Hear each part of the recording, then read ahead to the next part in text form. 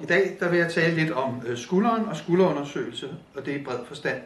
Først så vil jeg lige vise et skulderled, hvordan det ser ud her på den her model.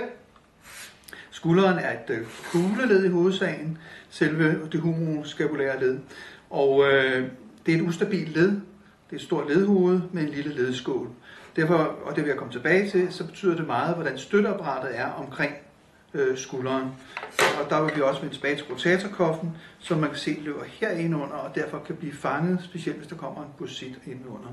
Men i øvrigt skal man huske, at skulderen er jo ikke kun det humeroscapulære led. Der er ledet herude mellem klaviklen og sternum, som vi mangler på den her model. Det skal man også undersøge. Man skal undersøge akromyoklavikulære led, og endelig er det sådan, at i skulderen, der bevæger scapula sig mod brystvæggen. Så alle de led skal fungere for, at hele skulderkomplekset fungerer. Når man snakker om skulderundersøgelse, så er det vigtigt, at man bruger en systematik, ligesom vi også gør ved de andre led. Og det skal bygges op sådan, så man starter med at tage en anamnese, og så går man systematisk til værks, når man starter med den objektive undersøgelse. Der har man så, inspektion, palpation, funktionsundersøgelse og så de specielle test, som jeg også vil vende tilbage til om lidt. Undersøgelsen starter allerede, når patienten kommer, ved at man inspicerer patientens adfærd i venteværelset. Det er vigtigt, at man ude i venteværelset giver patienterne noget smertestillende, for ellers så bliver det rigtig vanskeligt at undersøge skulderen. Og ofte kan man ikke med den akutte skulder komme til bunds i undersøgelsen, og så må man genundersøge den. Det vil jeg også fortælle lidt om senere. Men sørg for at give dem noget smertestillende. Når patienten kommer ind, så skal I observere på, hvordan patienten tager tøjet af, for de giver rigtig mange hints til, hvad det kan være, eller om de går og holder på armen. Selve anamnesen, den består af, at man spørger patienten, hvornår skete det? Hvor gammel er skaden? Hvad var det, der skete? Var det et fald på strakt arm? Var det et slag direkte mod skulderen? Har der været noget forudgående med den her skulder? Og hvordan har du kunne klare dig med smertestillende derhjemme? Er der noget, du ikke kan tåle? Og så skal man selvfølgelig tage hensyn til, hvis de har andre sygdomme, f.eks. rheumatologiske lidelser. Patientens oplevelse skal jo beskrives. Hvor gør det ondt henne? Er det fortil i skulderen? Er det bagtil? Er det, når du laver nogle bestemte bevægelser? Hvad kan du bruge armen til? Kan du løfte? Kan du skubbe? Kan du trække? Er der kliklyd i leddet? Har der været en slags låsning? Er der noget, der smelter derinde? Eller har man haft andre opfattelser af, hvad der skete? Man skal også huske på, at når nu vi snakker om det, så vil man ofte fokusere på det glenohumerale led, men der kan jo godt være frakturer eller luxationer andre steder i skulderkomplekset, så det hele skal undersøges. Nu vil jeg lige prøve at gennemgå den objektive undersøgelse. Men først vil jeg lige sige, der står her ingen rules. Der var jo ligesom, da jeg gennemgik knæet, at der havde vi nogle bestemte rules for, hvornår man skulle tage røntgenbilleder. Det findes desværre ikke for skulderen. Ja, så vil jeg prøve at gå igennem den objektive undersøgelse. Og der har jeg fået til at hjælpe mig her. Godt. Det starter jo, som vi plejer, med en inspektion. Når man undersøger skulderen, så er det meget vigtigt, at man kigger både forfra og bagfra. Og bagfra specielt, fordi vi jo skal iagttage muskulaturen svarende til skulderbladet. Vi kigger ligesom ved alle andre led på, om der er nogle åbenlyse fejlstillinger, hævelser, misfarvning, det vil sige f.eks. blodansamlinger, om der huden er intakt, og så ser vi på muskelfylden, for der er det lige på vendegang, og der er en gang, så er venstre skulder, så ser man, om der er normal relief, og om det er det samme som på den anden side, og at skulderbladet står på samme måde på begge sider.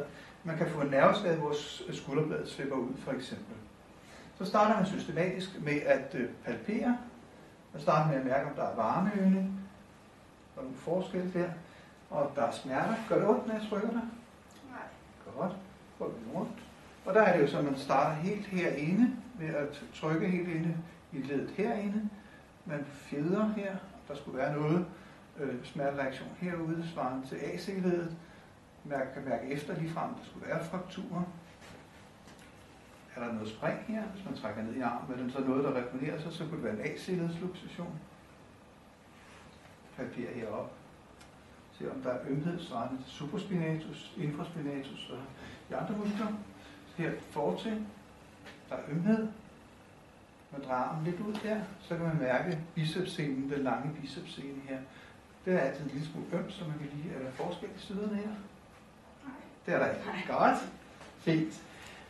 Så det vi gør ved palpationen, det er, at vi ser efter, om der er smerter. Vi iagttager både ledene, de 4 led, som det er det sternoklavikulære led, AC-ledet, glenohumorale led, og så torkoskapulære led. Vi følger efter på klaviklen, humerus, scapula, og specielt hos børn er det vigtigt, at man også følger efter helt ind i aksillen på humerus, for om der er smertereaktion. Man kan ikke regne med, at der er indirekte ømhed, hvis de har en green stick fracture, så der skal man være meget sådan, gå til det. Herude er der meget muskelfylde, men hvis man mærker på sig selv, kan man også mærke, at humerus er ganske tydeligt, hvis man går ind på indersiden her og mærker i stedet for. Så skal vi se om, hvordan bevægeligheden er i skulderen, og der kan man jo bevæge som i kugleled i mange retninger. Først så beder man patienten om at tage armen fremad og opad. Hvor langt op kan du nå? Hold da op. Det er godt. Det er meget. Normalt er det fra 0 til 180 grader. Der sammenligner man så de 2 sider, hvis man er i tvivl. Jeg lægger en hånd på her. Det burde jeg også have gjort under den anden bevægelse. Og hvorfor det? Fordi så kan jeg mærke, om der er skuren i ledet under bevægelsen. Der er en lille smule der. Altså opad. Det vil sige abduktion, ekstension, og ekstensionen er her, 60 grader. Så skal vi se, om du kan rotere. Gå en gang og tage bøj sådan der. Kan du føre armen indad og udad. Og det bevæger man fra 0 til 80 grader på de 2 sider. Så prøv at se, om du kan føre dit arm op på ryggen og op her. Der beskriver man, hvor højt op, at hånden kan komme. Det er højt her. Fint. Tak. Så er der nogle specielle test, man laver her på skulderen. Hvis du drejer kameraet, sådan der. Det så var der den her fedringstest, for at se, hvordan AC-ledet fungerer. Så kan man lave crossover-test, for at få armen frem. Sådan der. Hvis man har en slidgigt, eller hvis man har en AC-ledets luxation, eller en klavikelfraktur, vil det være vanskeligt at gøre uden smerter.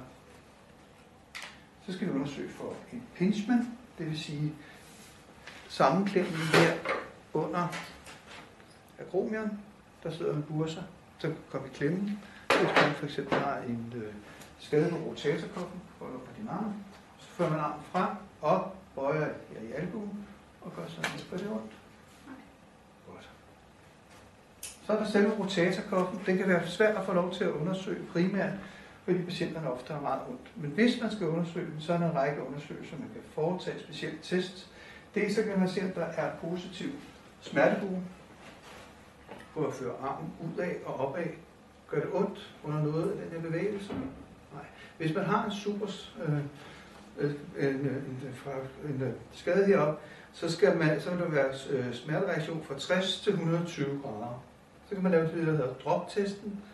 Nu slipper jeg din arm. Kan du holde den? Hvis patienten har en skade, så vil de også lade armen falde ned.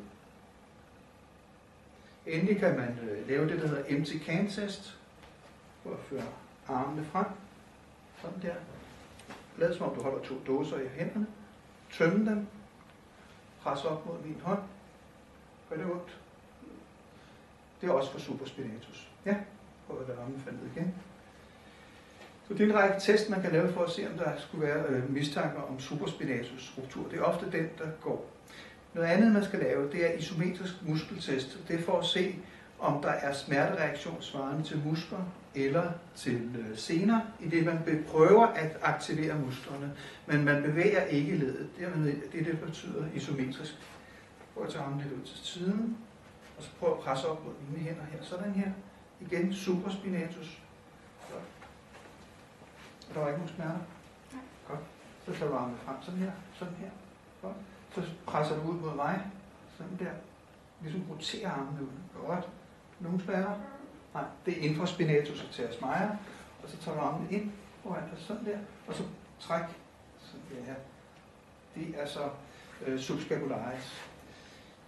Ja.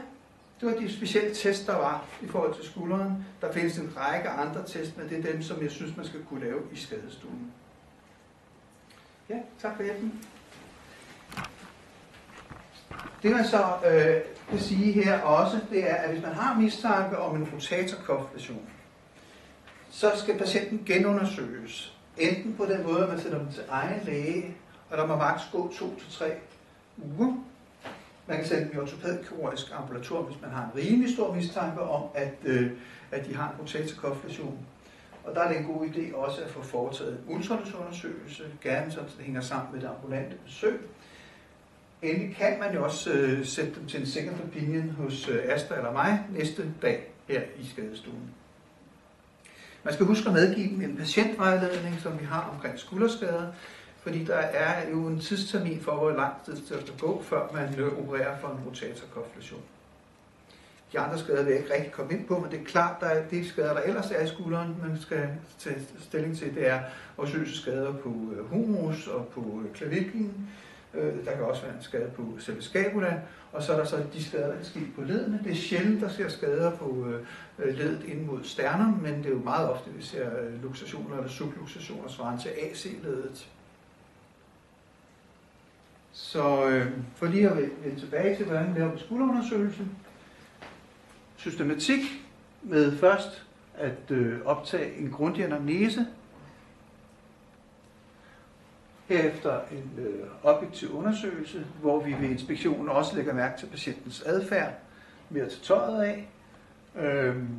Hvordan ser det ud med fejlstilling, hævelse, misfarvning, skade på hud, muskelfylde.